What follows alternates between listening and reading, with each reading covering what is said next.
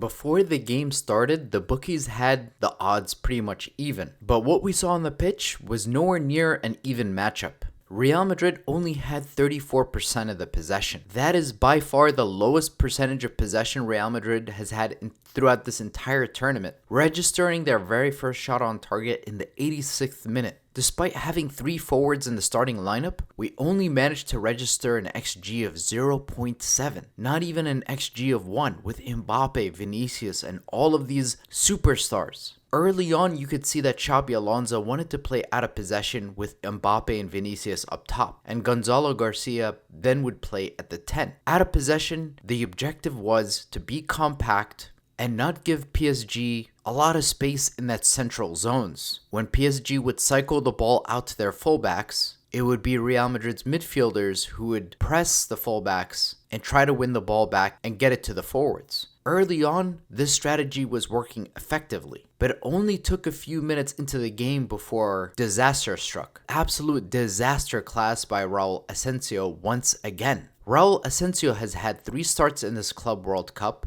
He gave up 1 penalty against El Hilal, their only goal that they scored against us. He got a red card in the following match against Pachuca, and we were down to 10 men for most of the game. And of course, he basically gifts PSG their opening goal, and he gave us a mountain to climb out of. I'm not trying to single out Raúl Asencio. He had a spectacular season last year. I can't really point to many performances where I can pinpoint mistakes by Raúl Asencio last season. The only thing that comes to mind was a few errors he made against Real Sociedad away from home in the Copa del Rey when he was being played at right back. But he's not a right back. But in this match, Raúl Asencio did not look like a world-class center back. Certainly not the kind of center back who's Real Madrid quality. Some of you have told me in the comments that I could be sometimes harsh on Raúl Asencio. But I'm sorry, 3 games, 3 huge mistakes. It's kind of hard to look at that and say that he's a Real Madrid quality player. With the suspension of Dean Hijusent, we knew that there was going to be difficulty for Real Madrid, not only from a ball progression standpoint, but that calmness that he provides you out of the back. But one of the biggest issues in this game, aside from the mistakes, because mistakes happen, PSG simply deserved to win this match. They created more chances. Early in the game, Thibaut Courtois comes up with some saves that easily could have been goals. 4-0 could have easily been more. But what you notice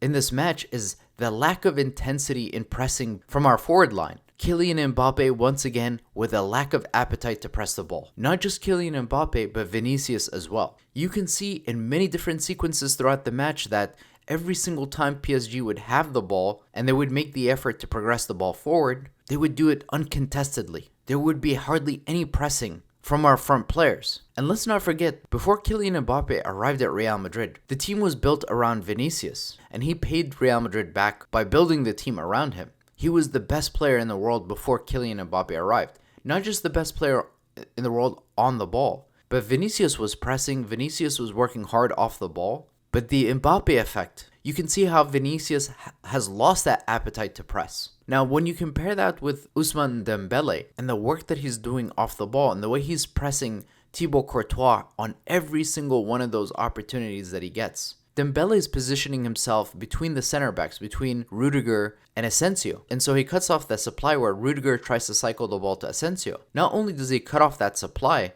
but what he also does is he presses Thibaut Courtois every single time the ball is played to him. And he's not mildly pressing him. It's an aggressive press to really put Thibaut Courtois off. And part of the reason why we conceded that first goal was due to that lack of intensity in the way we were pressing the ball. PSG was able to pass the ball right through our midfield, practically uncontested. So as much as Xabi Alonso can set up the team for success, ultimately this is also down to the players to work hard off the ball. And it starts from the front. Football has changed. You can't just sit there and defend without your attackers putting in a shift.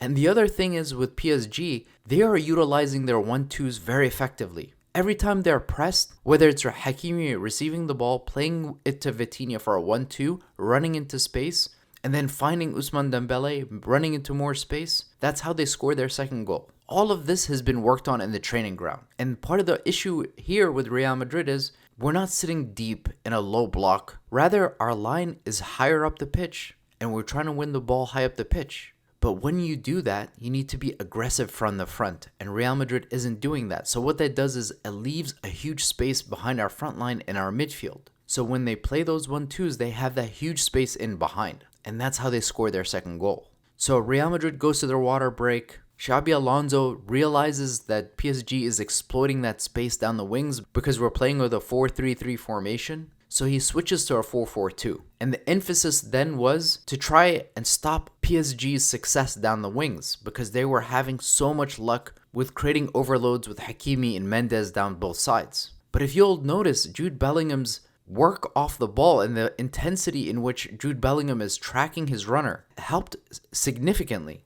And that's why if you had Jude Bellingham and Fede Valverde on both sides working together, you may have had more success off the ball. And that was part of the issue here, is that Fede Valverde was forced to play at right back. So you lost him in the midfield. And when you lost Fede Valverde in the midfield, you also had Kvaratskhelia running at him oftentimes with a lot of space. And that's not an ideal situation for a right back to be in, when the winger has time and space running at you and you're backpedaling. But if you look at PSG, and for example, you have Ousmane Dembele sometimes dropping into the wings. He would drop into the right-hand side, he would drop to the left to try to create overloads with the fullbacks. That makes it so difficult for our center backs because when you're playing against a traditional number 9, oftentimes you know where they're going to be, and you can sometimes get physical with them. You could try to slow them down in that way. But when you have a player like Ousmane Dembele who's dropping into different zones, he's creating overloads sometimes on the right, sometimes on the left. But more important than that, his quality on the ball is not the whole story. It's what he does for PSG off the ball.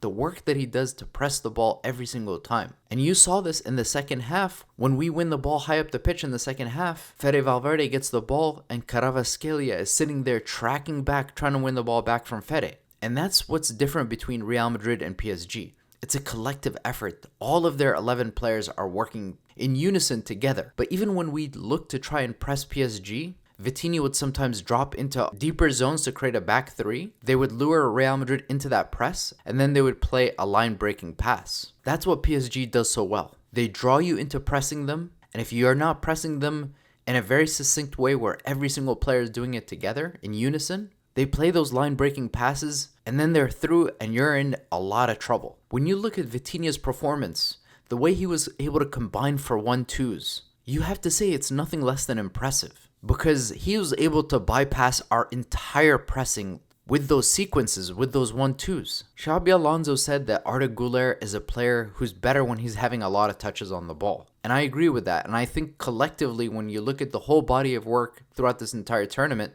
many of you would say the same thing as well. But you could say the same thing about Vinicius. Vinicius plays his best when he's having many touches on the ball. And when he's been played on the left-hand side, when he's been hugging the touchline. Think about all of his amazing performances in the Champions League. Let's not forget, this is a guy who single-handedly carried us to a Champions League trophy. And he did it because the team was built around him. He was getting the ball cycled to him over and over again. But what I saw today with Vinicius playing on the right-hand side as a right forward, I was not convinced by that role.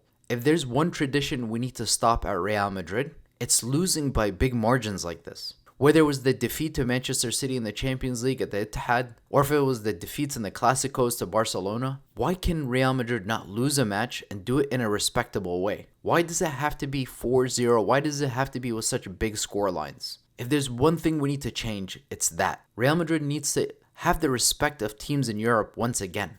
Because PSG at no point looked like they were not in control. I'm sure many of you will remember the game against Chelsea in the Champions League when we were down 3-0 at the Bernabeu. Even when we were down 3-0 before Luka Modric played that amazing pass to Rodrigo, you still felt that Real Madrid could make a comeback in that tie. We had that aura, and sometimes I feel like we've lost that aura in the last season. Tactics aside, I just don't like what I'm seeing in terms of attitude from the players. Where has the belief gone? Real Madrid went into the half 3-0 down. Xabi Alonso has one of the most difficult jobs in Europe in terms of finding the balance in this team. But if people are not willing to press the ball, I don't know how you solve that. Thank you for watching, and Hala Madrid.